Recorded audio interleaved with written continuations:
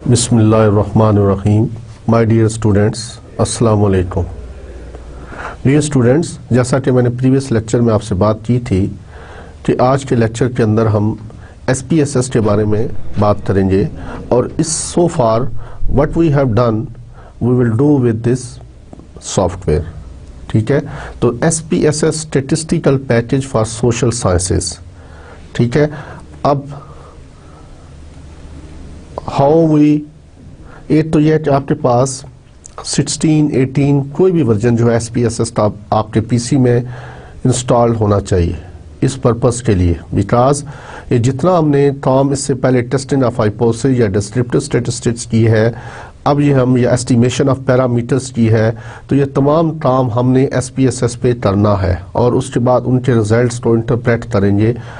तो आज के लेक्चर में मैं आपको सिर्फ पहले स्टार्ट में बताता हूँ कि SPSS को कैसे यूज़ किया जाता है। जब आप इंस्टॉल करते हो उसके बाद जब इसको प्ले करते हो तो क्या होता है। तो SPS जब आप ओपन करते हो तो default window will have the data editor. ठीक है, तो अब आपके पास एक विंडो ओपन होगी जिसमें आप देख रहे हैं कि untitled data set SPSS data editor. There are 2 sheets in the window. अब आप देखिए यहाँ पर 2 शीट्स हैं, एक डाटा व्यू है, एक वेरिएबल व्यू है। ठीक है, जब आप SPSS को ओपन करेंगे तो इस तरह की एक विंडो ओपन होगी।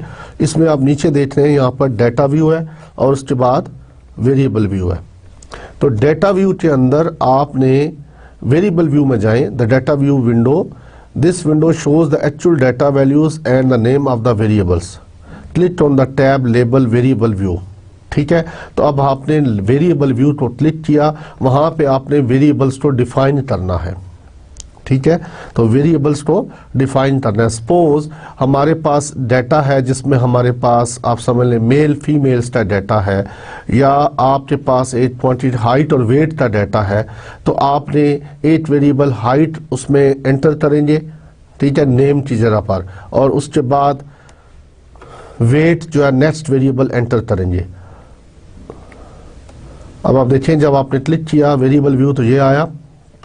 नेक्स्ट स्लाइड पे आप देख सकते हैं कि वेरिएबल व्यू में आपने जाकर नेम के ऊपर एंटर करना है। देखिए आप नेम में आप ABC से कोई भी कैपिटल लेटर्स जो है कम अज कम होने चाहिए। The first character of the variable name should be alphabetic. ठीक है, तो वेरिएबल का नाम जो है वो अल्फाबेटिक से स्टार्ट होना चाहिए, नॉट विद 1 2 3 4 और सम अदर कैरेक्टर। ठीक है, और लेस देन 64 कैरेक्टर्स होने चाहिए। Spaces are not allowed. तो यहाँ पर आप इसको ABC भी कह सकते हैं।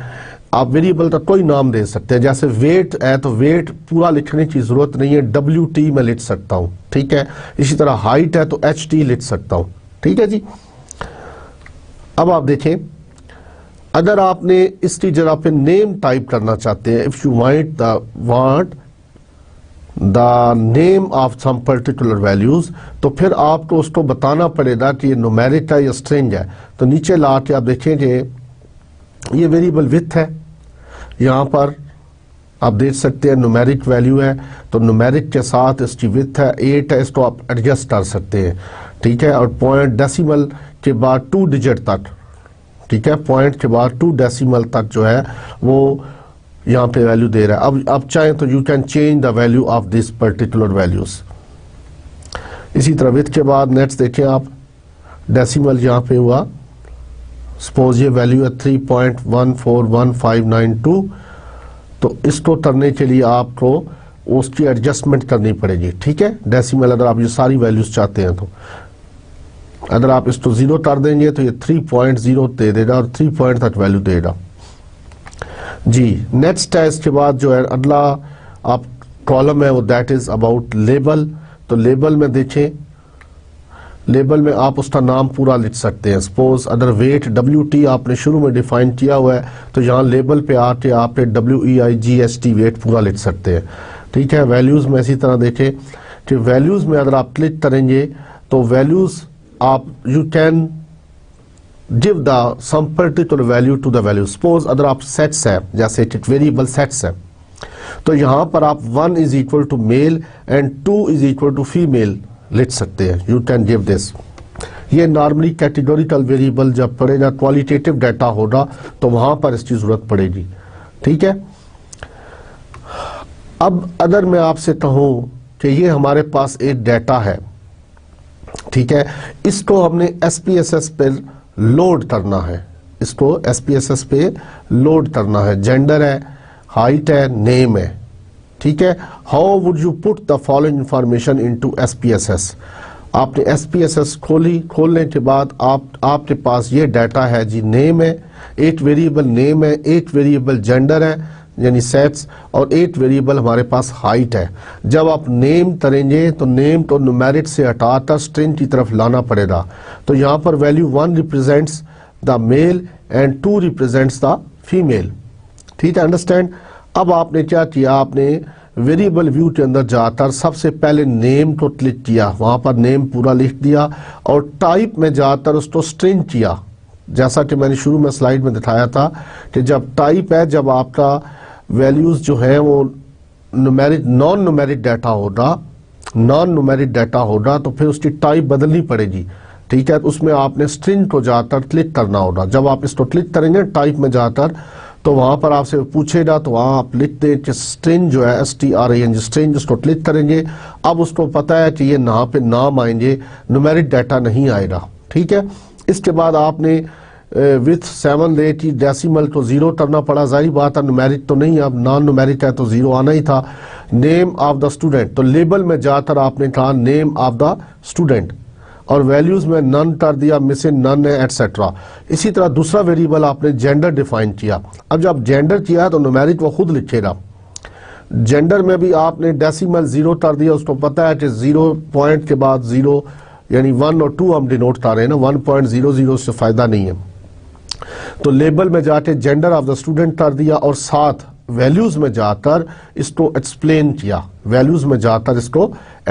किया, कि ये कैसे हमने इसको एंटर किया है, 1 से मुराद क्या है और 2 से क्या मुराद है। क्योंकि उसको तो SPSS जो पैकेज, उसको तो नहीं पता कि 1 से क्या मुराद ले रहे, 2 से। तो यहाँ पे वैल्यूज में हम इसको बताएंगे कि 1 मीन मेल या फीमेल और 2 मीन मेल। तो 1 mean male and 2 mean female. तो ये आप इस तरह इसको डिफाइन करेंगे, वैल्यूज को डिफाइन करेंगे। इसी तरह आपने देखा कि थर्ड वेरिएबल हमने डिफाइन किया हाइट।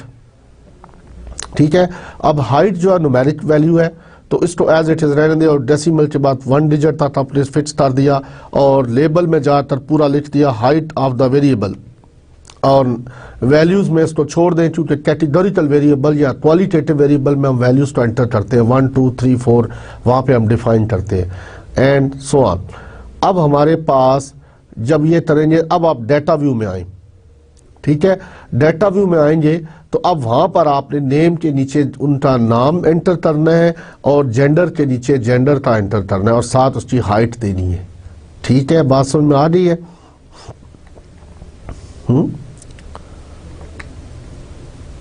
तो इसी तरह डाटा व्यू को क्लिक करेंगे तो ये चीज़ आ रही है, और अब आपके पास ये डाटा सेव हो चुका है सपोज।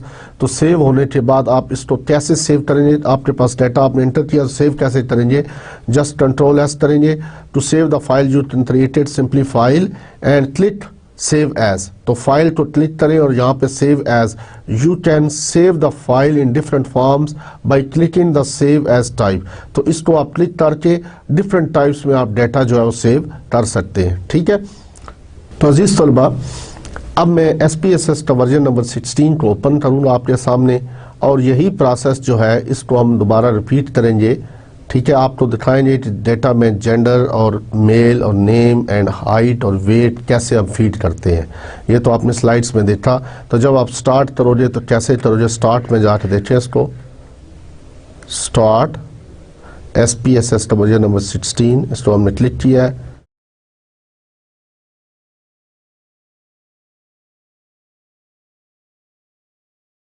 जी, तो ये विंडो आपके पास खुली है। आप देखिए इसमें run tutorial type in data, तो तो रन एन एग्जिस्टेंट क्यूरी, अगर कोई एग्जिस्टेंट क्यूरी है तो उसको आप रन कर सकते हैं। इसी तरह ओपन एग्जिस्टेंट स्ट्रक्चर कोई है तो आप फाइल उसमें से ओपन कर सकते हैं। लेकिन चूंकि मैं टाइप इन डाटा को आप क्लिक करेंगे नंबर 2 पर जो दिया हो, तो हमने फ्रेश डाटा एंटर कर रहे हो, मैंने इसको क्लिक किया, करने के बाद अब मैंने ओके कर दिया।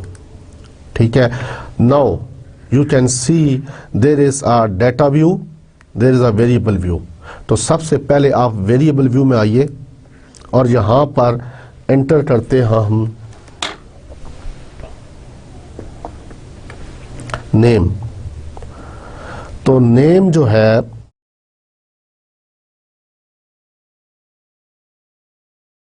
नेम, अब जब आप नीचे क्लिक करेंगे तो यहां पर उसने ऑटोमेटिकली इसमें बिल्ट इन है कि ये न्यूमेरिक, 8, 2 और डेसिमल ये सारी चीजें दे देगा।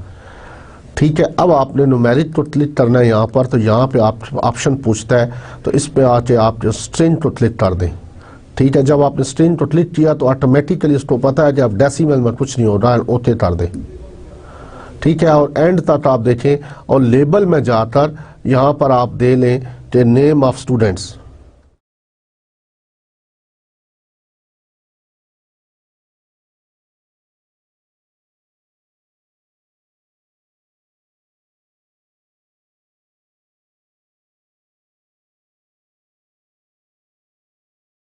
ठीक हो गया जी, नेम ऑफ स्टूडेंट्स। तो अब ये हमने एक वेरिएबल उसको बता दिया और साथ इसकी मेजर थी जो नॉमिनल, उसको आइडिया हो गया कि ये नॉमिनल डाटा है। अब मैंने शुरू में आपसे कहा था कि डाटा की टाइप्स हैं, there is qualitative data, there is quantitative data. तो जब क्वालिटेटिव डाटा बोलता हूँ तो मीन कैटेगोरिकल डाटा। तो एक स्लाइड मैंने चलाई थी जिसमें बाइनरी था, नॉमिनल था और ऑर्डिनल था, अगर आपको याद हो तो उस स्लाइड को देख लेंगे। शुरू के लेक्चर में हमने, फर्स्ट लेक्चर में हमने स्लाइड थी स्लाइड, उस चीज़ को देखना यहाँ पे ज़रूरी है। अच्छा जी, सेकंड जो है वेरिएबल था हमारा जेंडर। तो जेंडर का GND में डाल रहा हूँ जस्ट आपको बताने के लिए। और इसमें आप देखें जब मैं नीचे जाता हूँ तो ऑटोमेटिकली ये सारा कुछ ले रहा है, और लेबल में जाके आप लिख लें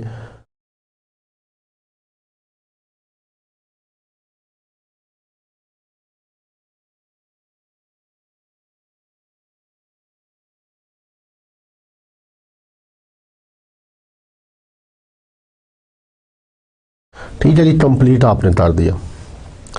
अब आप देखें कि वैल्यूज में जाएं। अब आप उसको बताना चाह रहे हैं कि 1 से क्या मुराद है और 2 से क्या मुराद है। सपोज हमने 1 जो रखा है फॉर मेल रखा है, लेबल जिथे मेल, ठीक है, और ऐड कर दें। ठीक है, उसके बाद हमने ओके कर देते हैं, नेक्स्ट। बल्कि एक और हमने ऐड करना है, मेल। दोबारा उसको मैंने क्लिक किया तो 2 इज इक्वल टू फीमेल।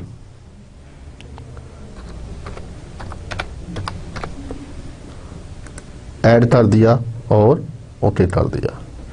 अब इसके अंदर ये महफूज हो चुका है कि जेंडर में, जेंडर जो GND वेरिएबल हमने नाम दिया है, जो स्टार्ट लेबल हमने जेंडर पूरा लिख दिया है। तो इसका लेबल है और इसकी वैल्यूज आप देख लें, इसमें स्केल ले रहा है इसको, और ये डेसिमल के बाद 2 डिजिट तक।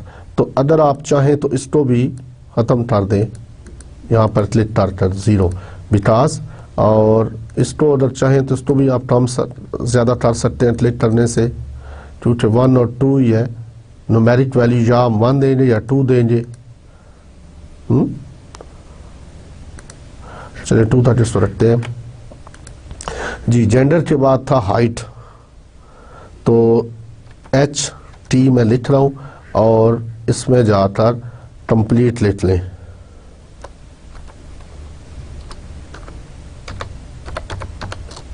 ठीक हो जाएगी हाइट। तो हाइट में लेबलिंग भी चली गई, उसमें 2 डेसिमल तक उसने वैल्यूज ले ली।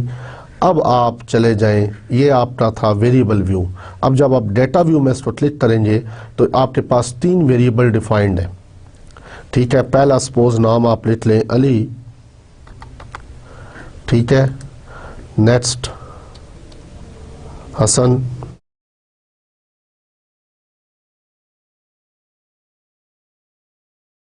उसके बाद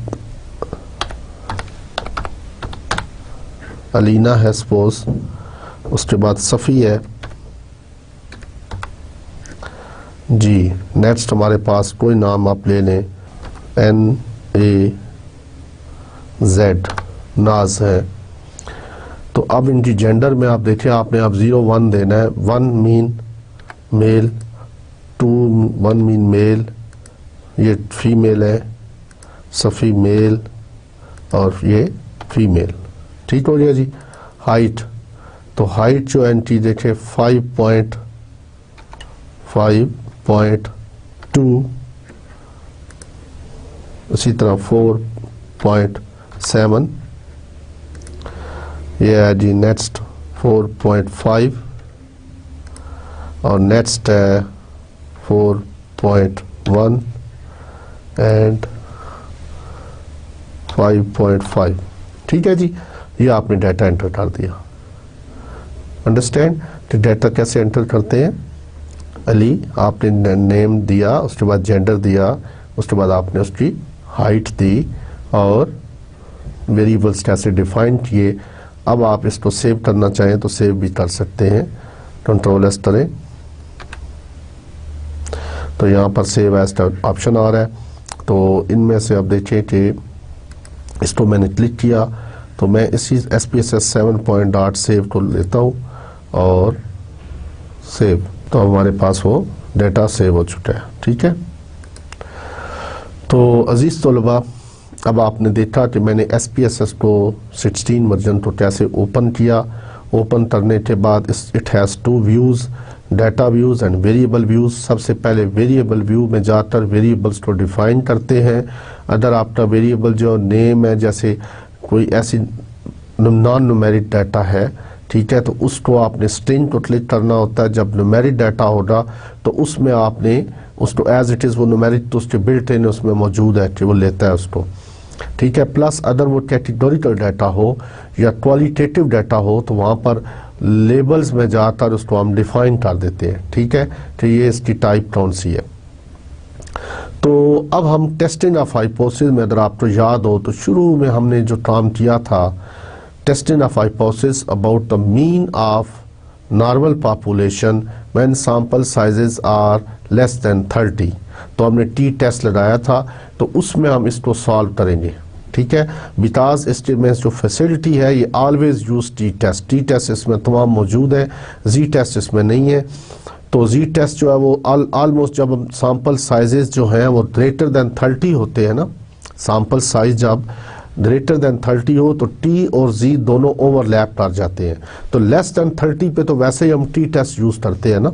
ठीक है, लेस देन 30 पे हम वैसे ही टी टेस्ट यूज़ करते हैं, लेकिन जब सैंपल साइज ग्रेटर देन 30 हो तो टी टेस्ट और जी टेस्ट ऑलमोस्ट सेम वैल्यू देंगे। आप चेक कर लीजिएगा बेशक इसको।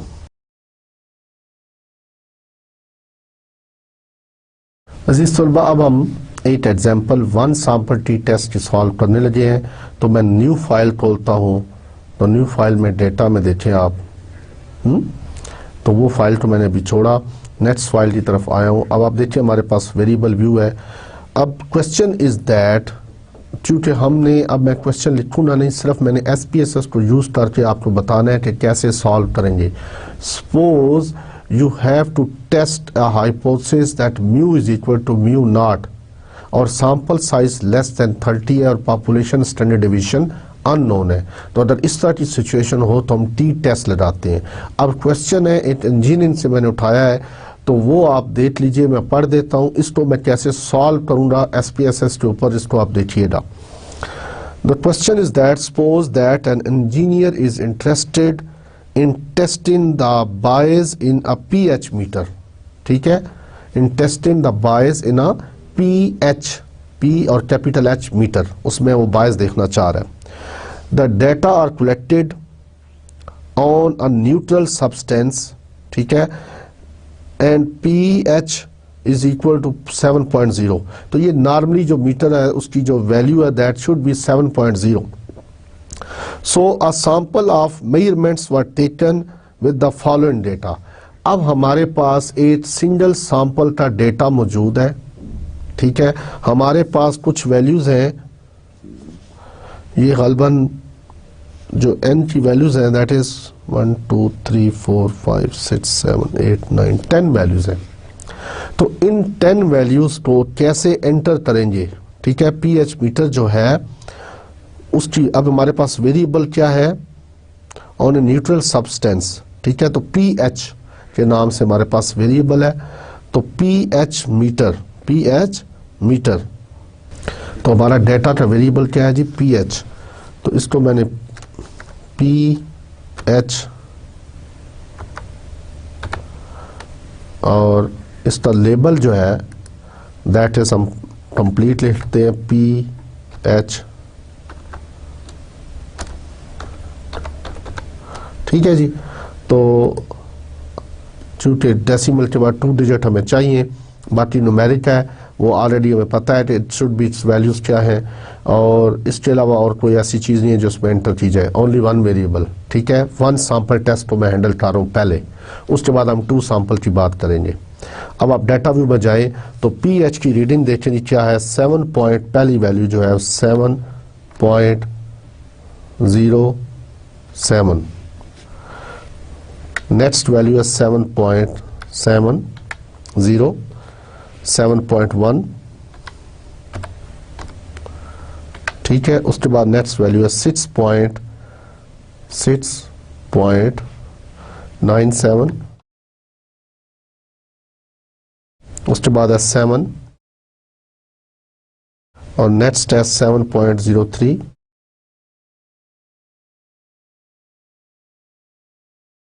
जी। उसके बाद वैल्यू आ रही है 7.01,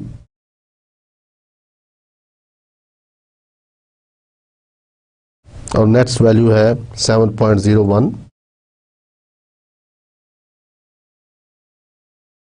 उसके बाद है 6.98 एंड देन 7.08। तो ये आपके पास 1 सैंपल की कुछ वैल्यूज़ हैं जो हमारा वेरिएबल है दैट इज़ pH मीटर। तो अब आपने हाइपोथेसिस ये टेस्ट करना है कि म्यू इज इक्वल टू 7.0, क्योंकि इसकी वैल्यू जो है वो 7.0 होती है, ये हमारे इंजीनियर हमें पता है, वी नो दैट। इसी तरह जैसा कि मैंने आपको शुरू में एक एग्जांपल दी थी जब हमने single hypothesis, you want to test the hypothesis that the average height of a student is 5.6 feet या 62 इंचेस, तो mu is equal to 62 inches आप देखना चाह रहे हो। अब आपने हमारे 10 वैल्यू स्टूडेंट्स हैं उनका डाटा लिया, ठीक है। आप ये समझ लो हमने 10 स्टूडेंट्स हैं उनका डाटा लिया, ये हमारे पास वो डाटा आ गया। जब हमारा वेरिएबल क्या था, हाइट थी, तो यहाँ pH की जब आपने हाइट डाल दिया, HT डाल दिया, और लेबल में जाकर आपने पूरा हाइट लिख दिया। जैसे कि अब यहाँ पर हमारा वेरिएबल pH मीटर था, तो मैंने pH इसका शॉर्ट फॉर्म में लिखा और अदर लेबल में जाकर इसको कंप्लीट लिख दिया, और 10 वैल्यूज़ का डाटा था। अब ये जो वैल्यू है ये बेसिकली इंजीनियर्स हमारे जानते हैं, इट शुड बी 7.0, ठीक है। इसी तरह अगर ब्लड प्रोटीन लेवल, अगर तो बायोसाइंसिस्ट लोग बैठे हुए हैं, तो जो ब्लड प्रोटीन लेवल होता है ह्यूमन बॉडी के अंदर दैट शुड बी 7.25, ठीक है। अब आपने क्या किया, एक पेशेंट है उसकी 10 रीडिंग ले ली, कि उसकी डिफरेंट टाइम्स के ऊपर 10 रीडिंग ली और 10 रीडिंग आपके पास ये आई, समझ रहे मेरी बात। तो ये मैंने 2-3 एग्जांपल्स आपको और दे दी, और ये जो एग्जांपल है मैंने इंजीनियरिंग से उठाई है, इसमें pH मीटर वेरिएबल है हमारा, और इसकी कुछ रीडिंग्स हमने ली हैं, 10 रीडिंग्स ली हैं, और हाइपोथेसिस हमें टेस्ट करना है कि mu is equal to 0.7, H0 क्या हमारा, म्यू इज इक्वल टू 0.7। अब आप देखें, आपने सिंगल वेरिएबल है हैंडल, उसके बाद आप बता दिया उसने, आप कैसे इसको सॉल्व करेंगे। तो यहाँ पर आप एनालाइज में आए, एनालाइज, और उसके बाद नीचे देखिए यहाँ पर कंपेयर मीन्स दिया हुआ नंबर 3 पर, और राइट साइड पे चले जाएं तो यहाँ पर 1 सैंपल टी टेस्ट, ये देखिए 1 सैंपल टी टेस्ट, इसको क्लिक करें। लें जी, अब आपसे पूछ रहा है कि आपका टेस्ट वेरिएबल कौन सा है, तो हमें इसको इस तरफ ले जाएं, राइट साइड पर ले जाएं, और this is our test value. अब यहाँ पर अगर आपकी सपोज आपने हाइट देख रहे हो 62 इंचेस है, तो यहाँ पर आपने 62 डाल देना है। अगर आप ब्लड प्रोटीन लेवल देखना चाह रहे हो तो हमें पता है कि दैट शुड बी 7.25, तो यहाँ मैं 7.25 लिख सकता था, लेकिन अब जो pH मीटर है इसकी रीडिंग जो है वो दैट शुड बी 7.0, तो मैंने इसको 7 डाल दिया, ठीक है। 0 डालने की ज़रूरत नहीं है, एंड ओके कर दें जी। तो ये आपके पास टेस्ट इसने आउटपुट जो है टी टेस्ट की फॉर्म में आ गई। अब आप देखें देयर आर 10 वैल्यूज, उनका मीन आ गया, उनका स्टैंडर्ड डिवीजन आ गया, उनका स्टैंडर्ड एरर ऑफ मीन आ गया। ठीक है, स्टैंडर्ड एरर ऑफ मीन आपको पता है कि S/√n। क्यों जी, समझ आई बात की? तो ये तो डिस्क्रिप्टिव स्टैटिस्टिक्स वो साथ देता ही देता है, मीन, वेरिएंस, स्टैंडर्ड डिवीजन, ठीक है, सैंपल साइज, ये सारी चीजें आती है। अब आपका ये वन सैंपल टी टेस्ट आप देखें, सिर्फ आपने जस्ट वैल्यूज एंटर की हैं और उसके बाद इसने देखें रिजल्ट क्या दिया। तो ये टी की वैल्यू है 1.795, ठीक है, 1.795 अप्रॉक्सीमेटली इक्वल टू 1.8 है। अच्छा, डिग्रीज ऑफ फ्रीडम आपको पता है, देखिए n-1 होती है, तो 10-1 ये आ गया। This is the basically P value. ये जो है ये पी वैल्यू है, ये वाली, this is P value, this one. आप पी वैल्यू को देखें तो पी वैल्यू में यहां पर पी वैल्यू जो है दैट इज 0.106। तो इससे मुराद क्या है कि पी वैल्यू ये हमेशा टू टेल के लिए देगा, हमेशा टू टेल के लिए देगा। तो पी वैल्यू को आपने अल्फा के साथ कंपेयर करना है, पी वैल्यू को अल्फा के साथ कंपेयर करना है। अब आप देखें अगर अल्फा आपका 0.01% है, ये 1% है, it means alpha is equal to 0.01। अगर पी वैल्यू उससे बड़ी होगी तो हाइपोथेसिस क्या हो जाएगा, एक्सेप्ट हो जाएगा। अगर P value greater than alpha हो तो हाइपोथेसिस क्या होता है, एक्सेप्ट हो जाता है। तो यहां से ये पी वैल्यू भी उसने दे दी, ठीक है। इसके अलावा जो हमारे साथ काम की चीज थी that was 95% confidence interval of the differences, और साथ उसने 95% कॉन्फिडेंस इंटरवल भी दे दिया, जैसे जो हमने प्रीवियस लेक्चर में पढ़ा था, confidence interval estimation for single sample, difference between means, ratio of two variances, about regression coefficient etcetera. ठीक है, तो ये इसने लोअर लिमिट क्या दी, -0.0065 and the upper limit is 0.0585। ठीक है, तो अब आप देखिए कि 0 इसके दरमियान लाई करता है ना, ठीक है, आज यार ये पॉइंट वैल्यूज ये जो है ये इसके अंदर लाई करती है, तो हाइपोथेसिस यहाँ पर क्या हुआ, एक्सेप्ट हो जाए। ये डिफरेंसेस की बात कर रहा है, यहाँ पे उस चीज की बात नहीं हो रही, सिंगल सैंपल की। बहरहाल तो पी वैल्यू जो है बेसिकली आपने ये जो टेबल देखा है, इसमें अब जब कंपेयर करेंगे हाइपोथेसिस को एक्सेप्ट और रिजेक्ट करेंगे तो पी वैल्यू की बुनियाद पर, अगर आपकी P value less than alpha होगी तो हाइपोथेसिस रिजेक्ट हो जाएगा, अगर अल्फा के बराबर होगी या उससे बड़ी होगी तो हाइपोथेसिस क्या हो जाएगा, एक्सेप्ट हो जाएगा। ठीक है, तो यहाँ पर ये इतना ही देना, वन टेस्ट के अंदर उसने इतना ही आपको बताना था। टेबल में डिस्क्रिप्टिव स्टैटिस्टिक्स भी बता दी, उसके बाद उसने वन सैंपल टी टेस्ट लगा दिया। अब आप इस टेबल को चाहें तो कट पेस्ट कर सकते हैं। सपोज इसको मैं क्लिक करता हूँ यहाँ पर, तो ये देखिए आप, इसको मैं राइट अगर क्लिक करूँ तो यहाँ से मैं कॉपी करके वर्ड में ले जा सकता हूँ। आपका थीसिस है या कोई भी ऐसा काम है तो आप इसमें कॉपी की कमांड यूज करके वहाँ पर इसको ले जा सकते हैं। ठीक है, तो दिस वाज आवर टेस्ट। अब आप उसी तरह व्यू में आए, दूसरे व्यू में, और देखें कि डाटा के अंदर क्या था। ये डाटा था, आपने एनालाइज में गए, एनालाइज के बाद कंपेयर मीन्स में गए और वन सैंपल टी टेस्ट लगाया आपने। ठीक है जी, क्लियर। अब एक और एग्जांपल हम करते हैं जो हम 2 सैंपल के केस करेंगे।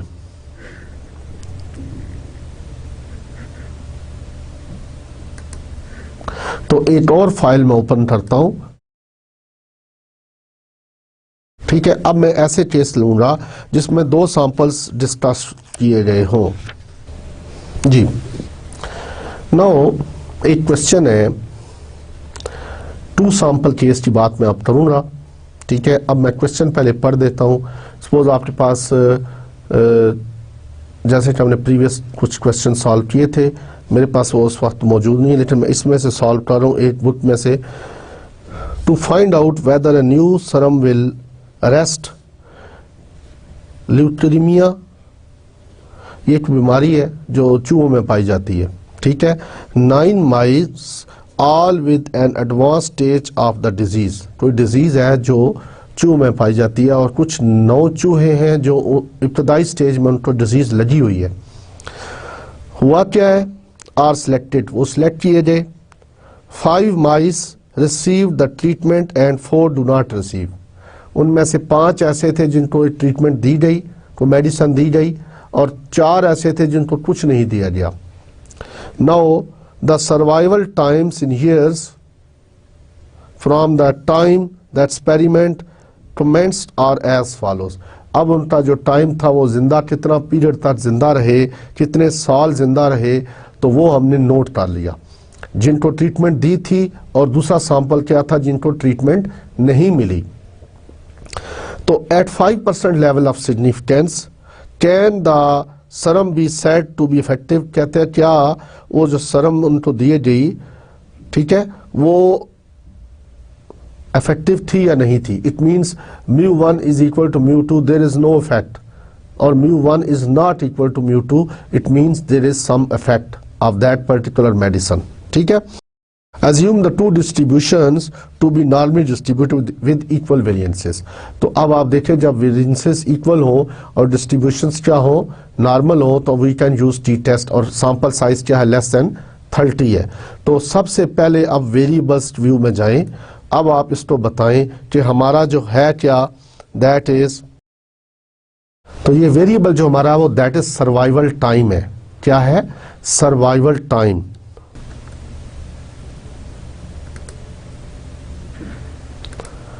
जी एस डाल दिया, उसके सर्वाइवल टाइम था, और यहां मैंने कंप्लीट लिख लिया सर्वाइवल।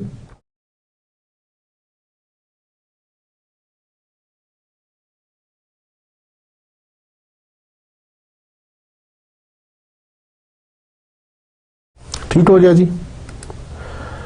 और एक हमें डिफाइन करना पड़ेगा ध्रुव के नाम से। अब जब भी 2 सैंपल टेस्ट इंडिपेंडेंट सैंपल आप करेंगे, ये चीज आपको ज़हन नशीन करनी होगी। तो 8 वेरिएबल आपने ध्रुव के नाम से इसको डिफाइन करना है, क्योंकि अब जब हम इसको ध्रुव बताएंगे तो इसको नहीं मालूम कि ध्रुव 1 आपका कहाँ पे खत्म हो रहा है, ध्रुव 2 कहाँ पे शुरू हो रहा है, ठीक है। तो एक ध्रुव के नाम से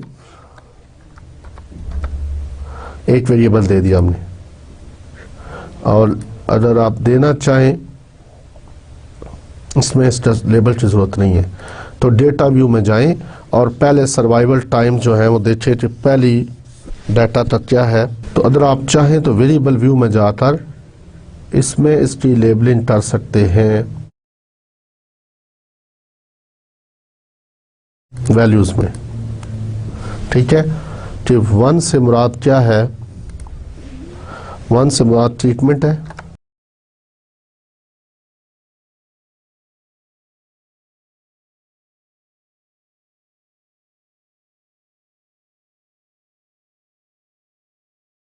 और 2 से मुराद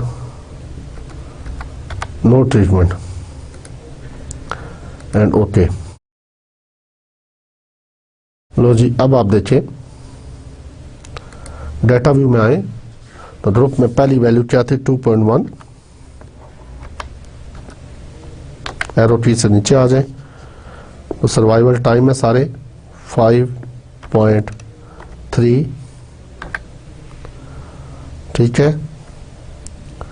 फिर 1.4, ये पहला ग्रुप चल रहा है जिनको ट्रीटमेंट दी गई थी, और पहला सैंपल यानी कि N1 चल रहा है, उसकी वैल्यूज है 4.6, उसके बाद है 0.9। तो ये 5 वैल्यूज थे 5 मई से, और इनका ग्रुप 1 है।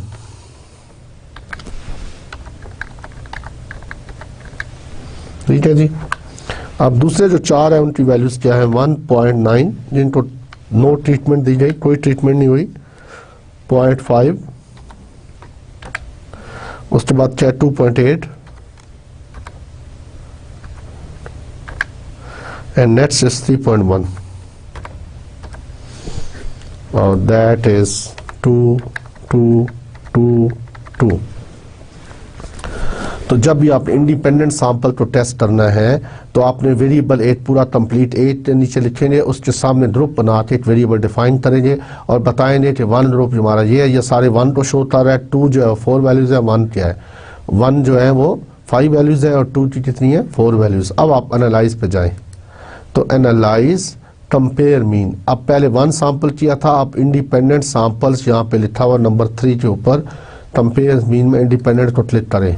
अब आपसे पूछ रहा है कि आपका टेस्ट वेरिएबल क्या है, तो टेस्ट वेरिएबल हमारा क्या है सर्वाइवल टाइम, वो चला गया। अब आपसे नेक्स्ट इस ग्रुप को हाईलाइट करें और इसको ले आए इस तरफ, ठीक है। और नो डिफाइन ग्रुप, तो अब उसको तो नहीं पता कि हम आपका 1 ग्रुप कौन सा है, तो हमें बताना पड़ेगा उसको कि 1 और 2 हमारे ग्रुप में और कंटिन्यू कर दें, ठीक है जी। और उसके बाद ओके कर दें। ये देखिए अब हमारे पास ये रिजल्ट आउटपुट की फॉर्म में आ गया। ट्रीटमेंट और नो ट्रीटमेंट, 5 आर ट्रीटमेंट जिन पे ट्रीटमेंट की गई, 4 ऐसे हैं जिन पे नहीं की गई। ये हमारा वेरिएबल है।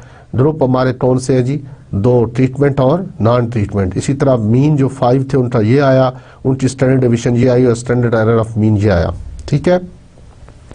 इसी तरह नो ट्रीटमेंट जो है वो दैट इज बेसिकली 4 और 2.07 उसका मीन है, 1.17 उसका ये आया स्टैंडर्ड डिवीजन। अब आप देखें नेक्स्ट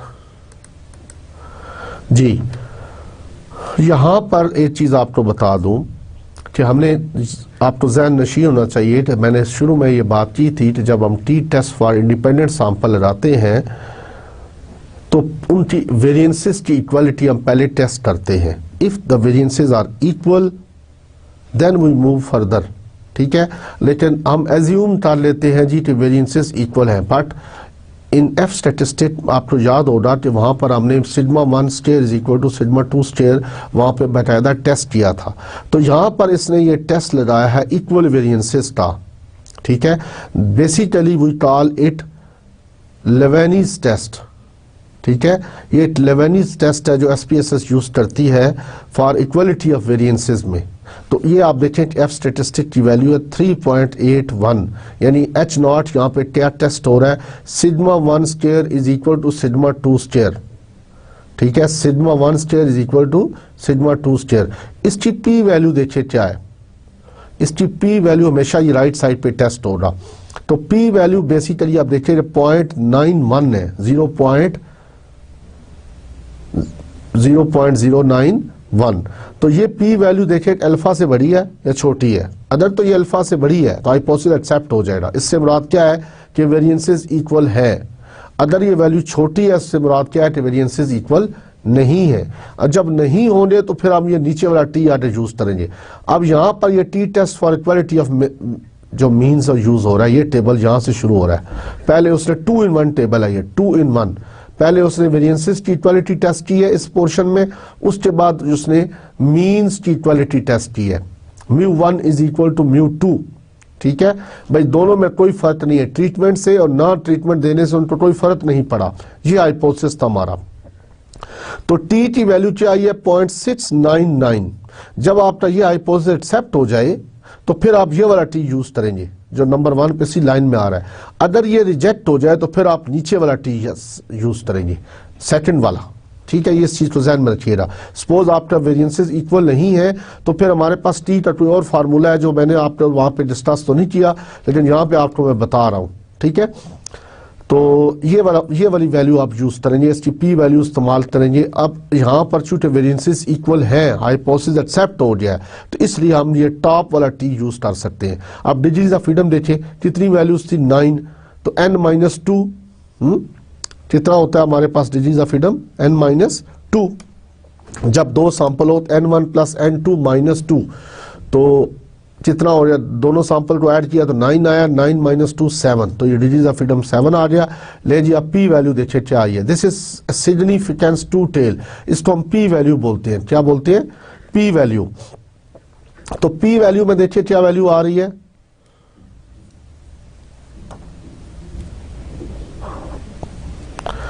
तो दिस इज बेसिकली 0.507 7। तो अब आप देख लें कि कोई भी आप अल्फ़ा लें, 0.05 ले लें, 0.01 ले लें, 0.10 ले लें, यानी 10% भी अल्फ़ा ले लें तो फिर भी हाइपोथेसिस एक्सेप्ट हो रहा है। इससे मुराद ये है कि दोनों के मीन्स क्या है, फ़र्क इक्वल है, यानी उनको कोई फ़र्क नहीं पड़ा। ठीक है, में कोई फ़र्क नहीं है, दोनों तो मेडिसन दें, ट्रीटमेंट करें या ना करें, कोई फ़र्क नहीं पड़ा। तो ये हमारा H0 इसमें एक्सेप्ट हो गया। H0 क्यों है एक्सेप्ट हो गया? Because the P value is greater than alpha, P value is greater than alpha, और यहाँ पर अल्फ़ा हमने अज्यूम किया हुआ था 5%। इसी तरह आप देखें ये यहाँ पर अगर इस चीज़ को देखें, ये वाला जो पोर्शन है, तो यहाँ भी आप देखें कि आपकी जो थ्योरेटिकल वैल्यूज आई है, जो कॉन्फिडेंस इंटरवल आया है, विच इज़ आल्सो -1.87 से लेकर 3.44। अब बताएं कि जीरो इसमें लाई करता है या नहीं करता? कि μ1 माइनस μ2 इज इक्वल टू 0 है ना हाइपोथेसिस हमारा, यानी μ1 इज इक्वल टू μ2। इससे मुराद क्या है कि μ1 माइनस μ2 इज इक्वल टू 0। अगर 0 इस इंटरवल में लाई करता हो तो यहां से भी हम देख सकते हैं कि हाइपोथेसिस हम टेस्टिंग इंटरवल से भी कर सकते हैं। ठीक है, बात समझ में आ रही है? यानी एक हमने पी वैल्यू के जरिए टेस्ट किया, जब भी आप टी टेस्ट यूज करेंगे तो पी वैल्यू, और साथ ये देखेंगे टी स्टैटिस्टिक्स भी उसने बनाई है, और साथ डिग्रीज ऑफ फ्रीडम में ये कैलकुलेटेड वैल्यू ऑफ टी है, जिसको हम वहां पे टेबल के साथ कंपेयर करते थे। अब यहाँ पे टेबल वाली बात नहीं है, जस्ट उसने पी वैल्यू साथ दे दी है। तो जब भी हम SPSS को यूज करेंगे तो ये हमें पी वैल्यू साथ देगा। अगर आपका वन टेल टेस्ट होता, सपोज ये वन टेल होता, तो ये जो पी वैल्यू 2 टेल लिखा हुआ है, साथ आप देखिए ब्रैकेट में लिखा हुआ 2 tailed, significance of or 2 tail. तो अगर ये 1 टेल होता तो इसको हम 2 पे डिवाइड कर देते। सपोज हमारा हाइपोथेसिस होता कि μ1 इज ग्रेटर देन μ2। अब हमारा अल्टरनेटिव हाइपोथेसिस क्या है? 1 टेल है, राइट टेल है। ठीक है, तो यहां पे हम क्या कर देते, ये जो पी वैल्यू है इसको 2 पे डिवाइड करने के बाद अल्फा के साथ कंपेयर करते। अंडरस्टैंड? तो आज के हम लेक्चर के अंदर हमने आपको तरीका जो बताया वो दैट वाज कि SPSS को कैसे हम ओपन करते हैं। इसके 2 व्यूज़ हैं, डाटा व्यू, वेरिएबल व्यू। पहले वेरिएबल व्यू में जाकर कैसे वेरिएबल को डिफाइन किया जाता है, उसके बाद न्यूमेरिक नॉन न्यूमेरिक को कैसे एंटर किया जाता है, न्यूमेरिक को कैसे एंटर किया जाता है, डेसिमल में हम पॉइंट्स चेंज कर सकते हैं, उसके बाद लेबलिंग कैसे की जाती है। ठीक है, इसके अलावा हमने जब हमने 1 सैंपल टी टेस्ट को यूज़ किया और कंपेयर द मीन्स के साथ जाकर एनालाइज कंपेयर मीन, उसमें जाके 1 सैंपल को क्लिक किया तो वहाँ पर हमने सिंगल सैंपल को ट्रीट किया। ठीक है, और उसके साथ साथ हमने 2 सैंपल्स को भी ट्रीट किया when the population when the both the samples are independent. अब हम ऐसे करते हैं, एक एग्जांपल और कर लेते हैं जिसमें अगर डिपेंडेंट सैंपल हो तो फिर आप क्या करेंगे? सपोज हमारे पास ये डाटा तो था ना इंडिपेंडेंट सैंपल का, अगर डिपेंडेंट सैंपल हो यानी एक ही बंदे पर 2 दफा ऑब्जर्वेशन ली जाए, यानी आपकी heart beat in the relaxing period, heart beat in the examination hall, अब 2 रीडिंग आ रही।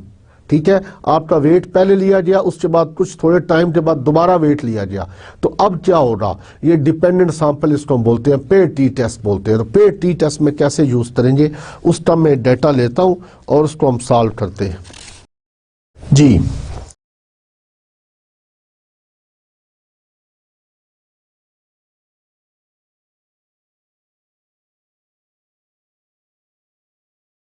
तो अजीज तलबा, अब हम पेड टी टेस्ट का एक क्वेश्चन सॉल्व करेंगे। आपको याद होगा कि मैंने एक क्वेश्चन सॉल्व किया था पेड टी टेस्ट में, जिसमें 12 टायर्स थी, उसमें हम रेडियल टायर्स और बेल्टेड टायर्स के दरमियान फ़र्क देखा था।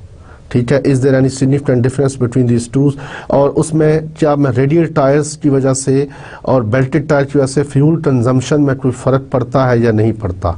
याद आ रहा है आपको? तो 12 कार्स से सेम कार्स और सेम ड्राइवर्स को यूज़ किया गया था। पहले उन कार्स को रेडियल टायर्स लगाए गए, उसके बाद दोबारा उन्हीं कार्स को बेल्टेड टायर्स लगाए गए और डिफरेंस देखा गया था। तो पेड ऑब्जर्वेशन थी, एक ही आदमी चला रहा है गाड़ी भी एक ही है, उसको 2 दफ़ा पहले रेडियल टायर्स लगाए गए, उसकी एवरेज देखी जी फ्यूल कंजम्पशन क्या थी, उसके बाद उसको बेल्टेड टायर्स लगाए गए, वही गाड़ी थी। इस तरह की 12 कार्स थी हमारे पास। अब हमारे पास ये pairs data, we want to see is there any significant difference between these data. तो जब आपने पेयर्ड ऑब्जर्वेशन करनी है तो अब आपने 1 और 2 ग्रुप नहीं बनाने, जस्ट वेरिएबल डिफाइन कर दें जी। न्यू फाइल खोलते हैं डाटा में और वेरिएबल व्यू में जाएं तो पहले आपने रेडियल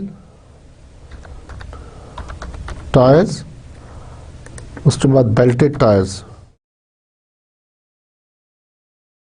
ठीक है जी, और उसके बाद इसकी लेबलिंग भी कर लें।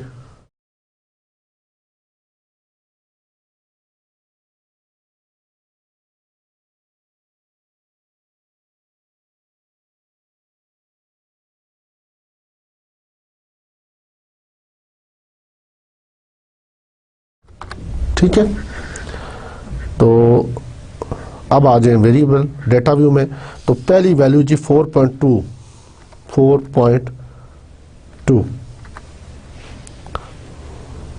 तो रेडियल टायर की आर टायर रेडियल टायर्स पहली वैल्यू 4.2 है, 4.7 है दूसरी वैल्यू, उसके बाद 6.6 है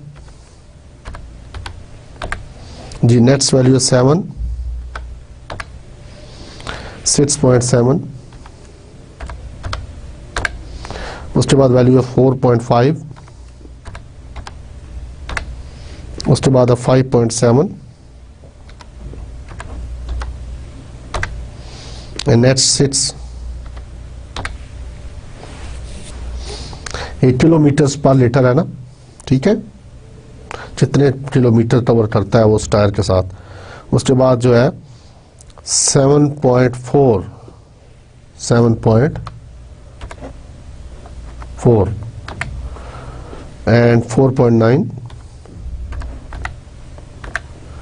उसके बाद नेट 6.1, उसके बाद नेट्स 5.2। तो 12 कार्स पूरी हो गई। अब नेट्स देखें, बेल्टेड टायर्स की वैल्यू क्या है जी 4.1। ये डाटा जो शो कर रहा है वो किलोमीटर्स पर लीटर है, ठीक है, किलोमीटर्स पर litre with belted tyres and with radial tyres. तो 4.9, 6.2 and next is 6.9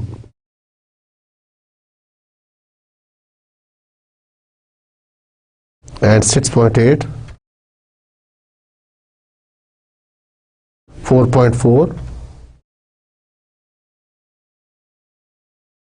5.7 and the next is 5.8, 6.9, 4.7, 6, 4.9। ठीक है जी। तो जब इंडिपेंडेंट सैंपल पुट करेंगे डाटा तो आपने 1 और 2 ग्रुप्स की फॉर्म में शो करना है और वेरिएबल 1 में शो करना है। जब डिपेंडेंट करेंगे तो सिंपल अलग-अलग, ठीक है, अलग-अलग। तो एनालाइज, कंपेयर मींस, और यहाँ पर देखिए नंबर 4 पर दिया हुआ है पेयर्ड सैंपल्स टी टेस्ट। इसको क्लिक करें। अब आपसे वो पूछता है कि पहला पेयर एंटर करें, आपने रेडियल टायर किया, दूसरे को हाईलाइट किया, बेल्टेड में ले जाएं और उसके बाद ओके कर दें। देखिए जी क्या आता है, लो जी ये पेयर टी टेस्ट में आ गया। यहाँ पे ये देखिए लास्ट कॉलम में, और पहले उसने एक डिस्क्रिप्टिव स्टेटिस्टिक्स लाजमी देता है वो हर जगह पर। मीन क्या है, पहला 9 वैल्यूज 12 वैल्यूज थी, उसका मीन ये है, स्टैंडर्ड डिवीजन ये है, स्टैंडर्ड एरर ऑफ मीन भी है। इसी तरह हमारे पास कोरिलेशन कोफिशिएंट भी साथ उसने दे दिया कि रेडियल टायर्स और बेल्टेड टायर्स के दरमियान कोरिलेशन है, ठीक है। तो यहाँ पे आप देखें जी रेडियल टायर, अब टी की वैल्यू क्या आ रही है 2.485, ये आपका वो कैलकुलेटेड टी है, ठीक है। और डिग्रीज ऑफ फ्रीडम क्या है 11, जारी बात है 12 - 1, ठीक है। पेयर्स तुम्हारे पास 12 थे ना, ठीक है। और ये इसकी पी वैल्यू आ रही है 0.03, 0.03। इससे मुराद क्या है कि आपका हाइपोथेसिस क्या हो गया, रिजेक्ट हो गया हाइपोथेसिस, क्योंकि पी वैल्यू जो है this is basically less than alpha. जब p value less than alpha हो तो हाइपोथेसिस क्या होता है, रिजेक्ट हो जाता है। इसका मतलब यह है कि दोनों बराबर नहीं है उनकी efficiency, there is a some difference, there is some difference. ठीक है, तो हाइपोथेसिस उसने पूछा था, can we conclude the cars equipped with radial tires give better find autonomy। इस मीन्स के जो रेडियल टायर्स हैं वो अच्छी autonomy देते हैं। तो अगर होता एक्सेप्ट, इससे मुराद था दोनों टायरों में कोई फर्क नहीं, जो मर्जी लगा लो, फ्यूल autonomy जो है वो सेम रहेगा, पर किलोमीटर सेम ही देगा। लेकिन हमारा H1 क्या था, उसने क्वेश्चन ये पूछा था, can radial tyre gives better fuel autonomy। Yes it is accepted कि रेडियल टायर्स जो है वो अच्छी autonomy देंगे। ठीक है, अगर आप वो यूज गाड़ियों में करेंगे तो आपकी फ्यूल इकोनॉमी में फर्क आएगा, यानी कि पर किलोमीटर जो है वो फासला अच्छा देगा वो रेडियल टायर्स। तो अजीज तलबा, यहाँ तक कि हम इसको आज के लेक्चर में ख़त्म करते हैं। अब नेक्स्ट लेक्चर के अंदर हम डिफरेंट टेस्ट जो हमने पढ़े हुए थे और जो रेग्रेशन कोफिशिएंट में जिसमें हम रेग्रेशन को रन करेंगे, कोरिलेशन को फाइंड करेंगे, उसके बारे में टेस्टिंग होगी और इसके बारे में डिस्कशन होगी। तो इसके साथ ही मैं आपसे इजाज़त चाहता हूँ। गुड लक एंड अल्लाह हाफिज़।